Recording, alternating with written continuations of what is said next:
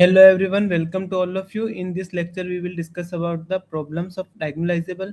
So first हम last lecture में जो तीन क्वेश्चन मैंने एज होमवर्क दिया था वो कर लेते हैं. So फर्स्ट क्वेश्चन था if A is n cross n matrix over C such that A की power k equal to identity, suppose one is not an eigenvalue of A, then which of the following is oblique are true.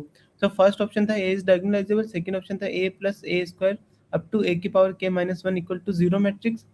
Third option था trace of A plus trace of A square up to trace of A की power के minus one equal to minus n. Fourth option था A inverse plus A की power minus two up to A की power minus k minus one equal to minus identity होगा. तो इस question को करते हैं. सो क्वेश्चन फर्स्ट में गिवन क्या है, A is N cross N matrix over C such that A की power K equal to identity and one is n one is not an eigenvalue of a. So यहाँ से a की power k equal to identity है तो उससे क्या मिलेगा, a की power k minus I equal to zero. ये क्या होगा, पोलिनोमियल ऑफ लैम्बडा की पावर k माइनस वन.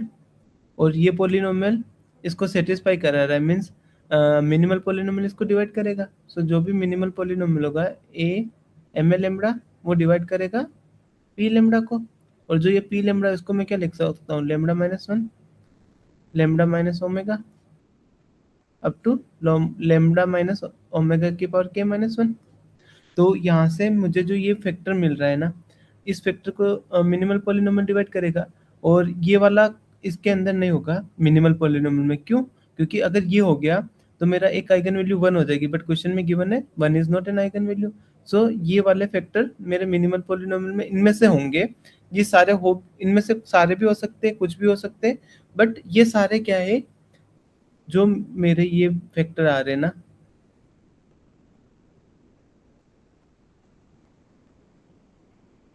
इन्हीं में से कुछ होगा जिससे मिनिमल पॉलिनोमियल बन सकता है.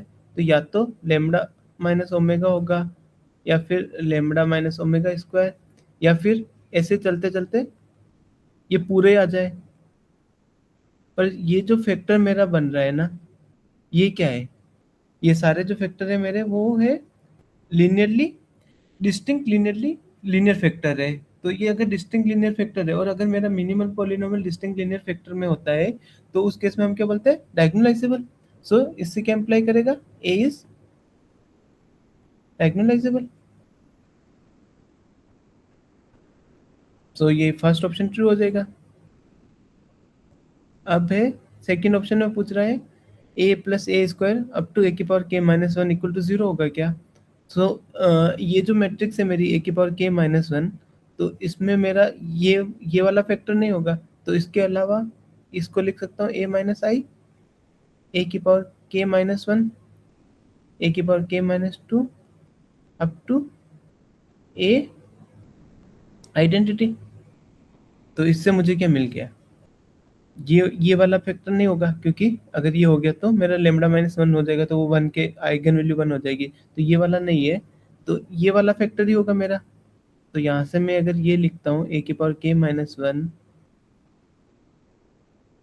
प्लस ए की पावर के minus two up to A plus I, तो उसमें क्या बोल रहा है, अगर ये जीरो के इक्वल है, ये मेरे कैरेक्टरिस्टिक पॉलिनोमियल को सेटिस्फाई करेगा, सॉरी मिनिमल पॉलिनोमियल को सेटिस्फाई करेगा.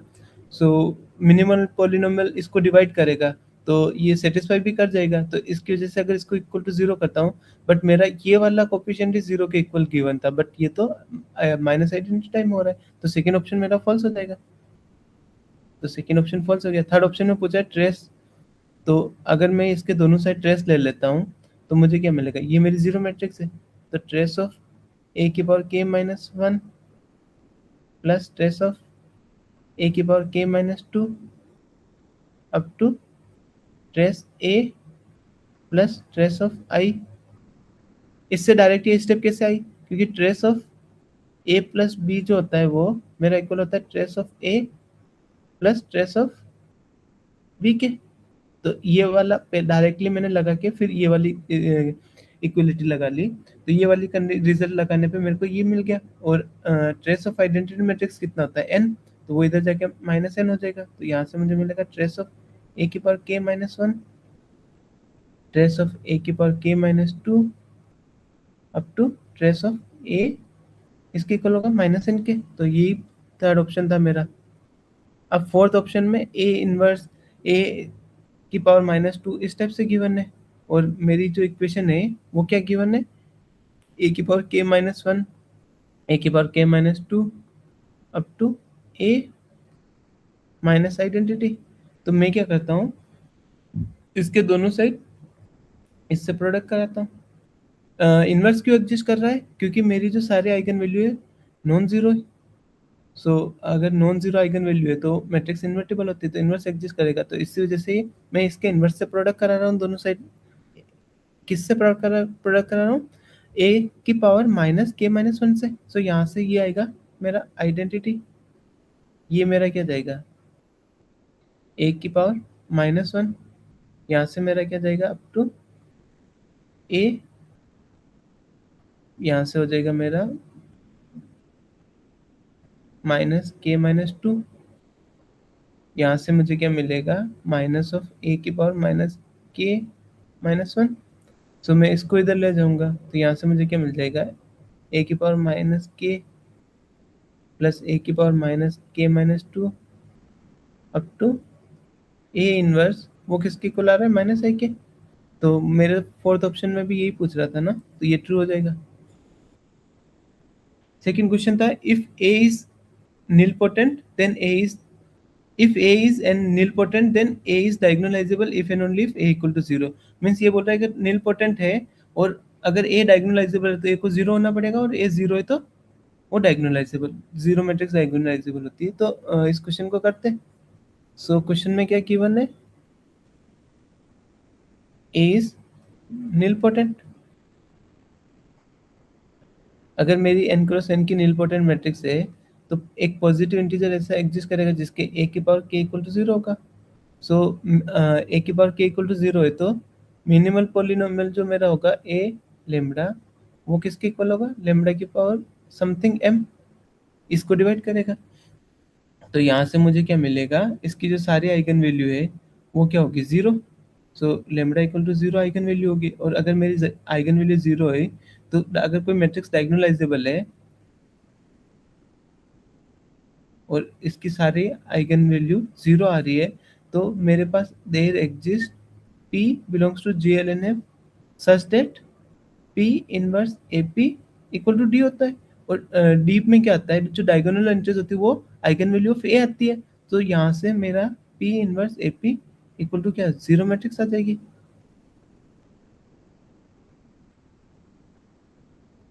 क्यों जीरो आ रही है, क्योंकि डायगोनल जो मैट्रिक्स होगी इसके बाद करने पे उसके डायगोनल एंट्रीज पे मेरी क्या आती है, आइगन वैल्यू आती है। तो इस वजह से यहाँ मेरी ये जीरो मैट्रिक्स आ जाएगी, क्योंकि नील पोटेंट मैट्रिक्स की आइगन वैल्यू क्या होती है, जीरो। सो यहाँ से क्या इम्प्लाई हो गया, मेरी ए जो आ गई, क्योंकि इधर इसको ले के जाऊंगा तो पी से प्रोडक्ट होगा, इधर पी इनवर्स से, और जीरो मैट्रिक्स से कोई भी मैट्रिक्स प्रोडक्ट होगी तो जीरो दे देगा। तो ए मेरी क्या आ गई, एन क्रॉस एन की जीरो मैट्रिक्स आ गई। और इसका कन्वर्सली पार्ट क्या था कि if A is equal to zero then A diagonalisable होगी। सो अगर मैं there exist identity belongs to GLNF such that I inverse A I करता हूँ, तो वो क्या देगी मेरी, यहाँ पे मेरी ए जीरो मैट्रिक्स है और ए इनवर्स ए करूँगा तो वो क्या देगी मेरी, जीरो। तो यहाँ से मुझे ये डायगोनल मैट्रिक्स मिल गई ना, तो ये क्या इम्प्लाई कर दी, मेरी ए इज डायगोनलाइजेबल।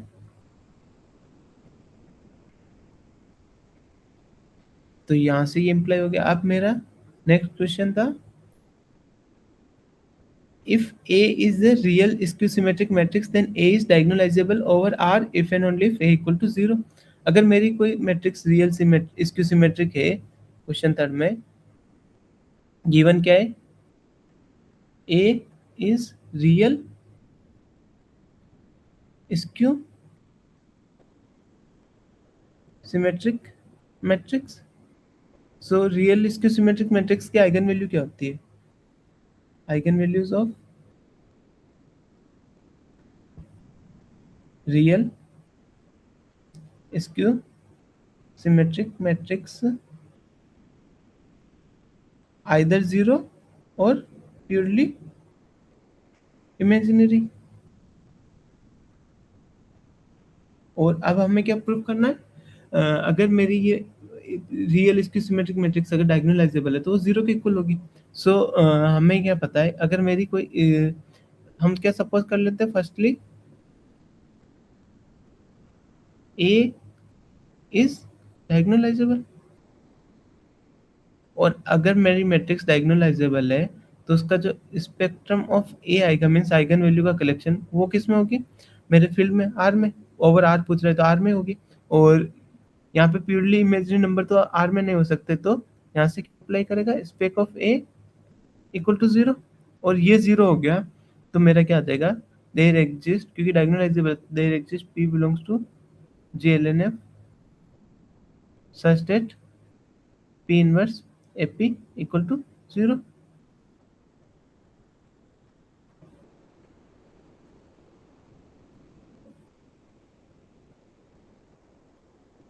तो यहाँ से मुझे क्या मिल गया, A equal to zero matrix. अब कन्वर्सली पार्ट ऊपर जैसे करा वैसे ही कर लेंगे, कि अगर मेरी ए जीरो मैट्रिक्स है तो ये डायगोनलाइजेबल होगी। क्यों, क्योंकि there exist identity belongs to G L N F, G L N R हो जाएगा क्योंकि हमारा रियल पे बात कर रहे हैं। सो आइडेंटिटी इसमें बिलोंग करेगी, जिसके लिए आई इनवर्स ए आई इसके इक्वल आ जाए जीरो मैट्रिक्स, क्योंकि ये जीरो मैट्रिक्स है तो यहाँ से हमें जीरो मिल जाएगी, और आइगन वैल्यू क्या आ रही है जीरो मैट्रिक्स की, जीरो, तो ये डायगोनलाइजेबल हो गई।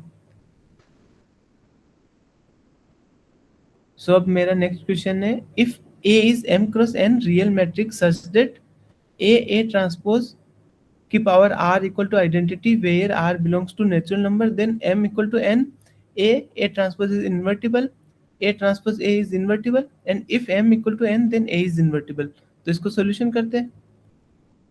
अगर मैं मैट्रिक्स फर्स्ट ऑप्शन में m इक्वल टू r बोला है ना, तो मैं क्या करता हूँ, मैट्रिक्स लेता हूँ 0 1 0 1 0 0 मेरी a, तो a ट्रांसपोज क्या होगा 0 1 0, और ये आंसर हो जाएगा 1 0 0। सो मैं ए ट्रांसपोज करता हूँ तो मेरे को क्या मिलेगा, यहाँ से 1 जाएगा, और यहाँ से 0, यहाँ से मेरा 0, और यहाँ से मेरा 1। तो ये 2 क्रॉस 2 की मेरी आइडेंटिटी मैट्रिक्स आ गई। तो और बट यहाँ पे मेरे जो m और n है वो इक्वल नहीं है, तो ये फॉल्स हो जाएगा फर्स्ट ऑप्शन। और सेकेंड ऑप्शन में बोल रहा है A transpose is invertible, so first option false है। अब सेकंड ऑप्शन में A transpose is invertible, so मेरा ए ट्रांसपोज इक्वल की power R equal to identity given है, और क्योंकि आइडेंटिटी है तो अगर मैं डिटरमिनेंट लेता हूँ बोथ साइड, तो डिटरमिनेंट ऑफ ए ट्रांसपोज और की पावर आर इक्वल टू 1 होगा। तो यहाँ से मेरा क्या होता है कि जो ये है ना, डिटरमिनेंट ऑफ ए की power A square equal to होता है determinant of A times A, तो वो इक्वल होता है determinant of A times determinant of A, तो वो इम्प्लाई करेगा डिटरमिनेंट ऑफ ए का होल स्क्वायर। तो यहाँ से डायरेक्ट आर पावर चला गया, और ये अगर नॉट इक्वल टू जीरो तो इसका मीनिंग क्या हो, determinant of A transpose not equal to zero, means ये इन्वर्टिबल हो गया, तो ये ऑप्शन ट्रू हो जाएगा। अब थर्ड ऑप्शन है A transpose A is invertible, तो अगर मैं यही मैट्रिक्स ले लेता हूँ तो, और या फिर हम एग्जाम्पल ना लेके इसको अगर प्रूफ के वे में देखना चाहे तो क्या करेंगे, ए ट्रांसपोज ए है मेरा, और इसकी साइज क्या है 3x3 की होगी, लाइक अगर मैं ये इस टाइप से 2x3 और ले रहा हूँ ना, तो ये 3x3 की होगी, तो मेरी क्या आ जाएगी रैंक होगी वो minimum of rank A transpose comma rank A, और रैंक ऑफ ए कितनी होगी यहाँ इस केस में, क्योंकि 2 क्रॉस 3 है तो 3 तो नहीं हो सकती, तो लेस देन इक्वल टू 2 होगी, तो rank of A transpose A less than equal to 2 I. और क्योंकि अगर rank of A transpose A less than equal to 2 है मेरी, तो मुझे क्या मिलेगा कि ये फुल रैंक नहीं है, तो ये इन्वर्टिबल नहीं होगी। Determinant A transpose A equal to 0। So यहाँ से क्या ये नॉट इन्वर्टिबल आ गया। अगर मेरा फोर्थ ऑप्शन है m इक्वल टू n है, देन a इज इन्वर्टिबल। सो अगर m इक्वल टू n है तो मेरा डिटरमिनेंट ऑफ ए ट्रांसपोज क्या आ रहा था यहाँ से, नॉट इक्वल टू 0 आ रहा है। तो यहाँ से मेरा क्या होगा, determinant of A times determinant of A transpose. कैसे, यहाँ से मेरा determinant of A times B जो होता है वो किसके इक्वल होता है, determinant of A times determinant of B. तो यहाँ से मेरा क्या हो जाएगा, determinant of A not equal to 0। तो इससे ये फोर्थ ऑप्शन ट्रू हो गया, क्योंकि m इक्वल टू n है तो ये इन्वर्टिबल आ गया। नेक्स्ट क्वेश्चन है, if A is n cross n symmetric plus nilpotent matrix है। अगर मेरी कोई ए मैट्रिक्स है वो सिमेट्रिक भी है नील पोटेंट भी है, इफ एंड ओनली वो जीरो हो। अगर वो जीरो है तो मेरी सिमेट्रिक और नील पोटेंट होगी, और सिमेट्रिक और नील पोटेंट है तो वो जीरो होगी। तो हमें ये प्रूफ करना है, तो सोल्व करते हैं फर्स्ट। सो गिवन एक रिजल्ट होता है, every real symmetric matrix is diagonalisable. ये डायगोनलाइजेबल होती है, और जो पी एग्जिस्ट करता है वो ऑर्थोगोनल होती है। अगर जो मेरा पी मैट्रिक्स आएगी ना वो ऑर्थोगोनल होती है। तो इसका प्रूफ हम इनर प्रोडक्ट के टाइम इनर प्रोडक्ट पढ़ेंगे तब करेंगे, क्योंकि इसमें स्पेक्ट्रल थ्योरम और अदर थ्योरम भी यूज होती है, फंडामेंटल थ्योरम वगैरह, तो वो सब एक साथ डिस्कस कर लेंगे। So every real symmetric matrix is diagonalisable. So यहाँ से हमें इस क्वेश्चन में गिवन है ए सिमेट्रिक है प्लस नील पोटेंट है, और हमने अभी पढ़ा था कि कोई भी मैट्रिक्स मेरी डायगोनलाइजेबल है और नील पोटेंट है तो क्या होती है, जीरो। ऊपर जो प्रूफ करा ना वही वर्क कर जाएगा, तो मैं वापस नहीं कर रहा हूँ ये प्रूफ।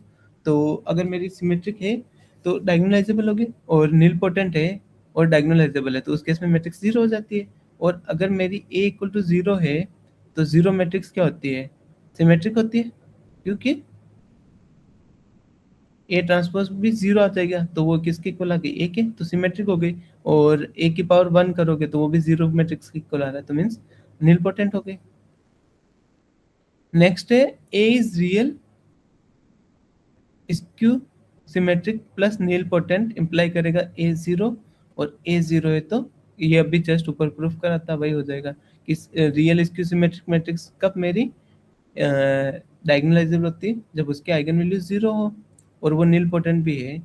तो यहाँ से मुझे क्या मिल जाएगा, ए को जीरो हो जाएगी। सो अब थर्ड क्वेश्चन है, क्वेश्चन थर्ड में पूछ रहा है, if A is 3 cross 3 matrix such that A की power 200 equal to zero matrix, then A equal to zero होगा, A square equal to zero होगा, A cube equal to zero होगा, और फोर्थ है A cube may not be zero. So इस question में क्या given है, ए की power 200 equal to zero, means वो क्या इंप्लाई करेगा, ए इज नील पोटेंट मैट्रिक्स। और इसका जो फर्स्ट ऑप्शन है ना वो बोल रहा है ए इक्वल टू जीरो होगा क्या। अगर मैं ए को 0 0 1 0 0 0 ये ले लेता हूँ तो ये जीरो मैट्रिक्स नहीं है, बट ए की पावर 200 करने पे ये जीरो हो जाएगा, तो ये फॉल्स हो गया। इसी टाइप से सेकेंड ऑप्शन के लिए मैं एग्जांपल लेता हूँ, ए इक्वल टू 0 1 0 0 0 1 0 0 0। अगर मैं ये मैट्रिक्स लेता हूँ तो A square equal to zero non zero आ रहा है, but A cube equal to zero आ रहा है, तो इस केस में ए स्क्वायर के लिए फॉल्स हो जाएगा। अब लास्ट ऑप्शन है A cube equal to zero होगा क्या, सो ए की पावर 200 इक्वल टू 0 हुआ, तो वो इम्प्लाई कर रहा है ए इज नील पोटेंट। और अगर मेरी कोई मैट्रिक्स नील पोटेंट है तो उसकी सारी आइगन वैल्यू क्या होती है? 0। So spec of A equal to 0 set आएगा। तो वो क्या इम्प्लाई करेगा? मेरा characteristic polynomial of A equal to lambda cube होगा, क्योंकि 3 क्रॉस 3 की और सारे आइगन वैल्यू 0 आ रही है, तो लेमडा माइनस 0, लेमडा माइनस 0 और लेमडा माइनस 0 ऐसे होगा, तो लेमडा क्यूब आएगा। और यहाँ से क्या इम्प्लाई होता है कि केली हैमिल्टन थ्योरम क्या बोलती है? बाय केली हैमिल्टन थ्योरम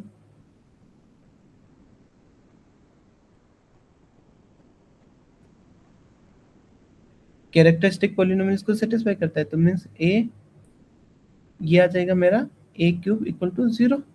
सो यहाँ से क्या हो गया? ए क्यूब इक्वल टू 0। सो इससे क्या इम्प्लाई, मतलब इससे क्या इम्प्लाई हो गया? ए क्यूब इक्वल टू 0 होगा, मीन्स थर्ड ऑप्शन ट्रू हो जाएगा, तो फोर्थ फॉल्स हो जाएगा, क्योंकि वहाँ मे नोट भी 0 बोल रखा है, बट ये तो हमेशा 0 होना पड़ेगा। मीन्स अगर मेरी यहाँ से क्या इम्प्लाई करता है, अगर कोई ए इज एन क्रॉस एन की मैट्रिक्स है, ए इज नील पोटेंट, वो क्या इम्प्लाई करेगा? ए की पावर एन इक्वल टू 0 होगा। सो नेक्स्ट ये 2 क्वेश्चन है, वो आपको एज ए होमवर्क दे रहा हूँ, वो मैं नेक्स्ट क्लास में डिस्कस करूंगा, बट आप एक बार ट्राई करना और बताना कि ये ट्रू है या फॉल्स है। सो फर्स्ट क्वेश्चन है, if A is 3 cross 3 real matrix such that A square not equal to 0 but A cube equal to 0, then A जो है वो किसके सिमिलर होगा? 0 0 1 0 0 0 1 0। ये ट्रू है या फॉल्स है बताना है। और सेकंड क्वेश्चन है, if A is N cross N and B is N cross N real matrix such that a की power n minus one not equal to 0, b की power n minus one not equal to 0, but a की power n and b की power n equal to 0, then a is similar to b होगा क्या? ये true है या false है बताना है। तो इस लेक्चर में इतना ही। Thank you so much. अगर कोई क्यूरीज हो तो कमेंट कर देना। मिलते हैं नेक्स्ट लेक्चर में जल्दी। और again thank you so much.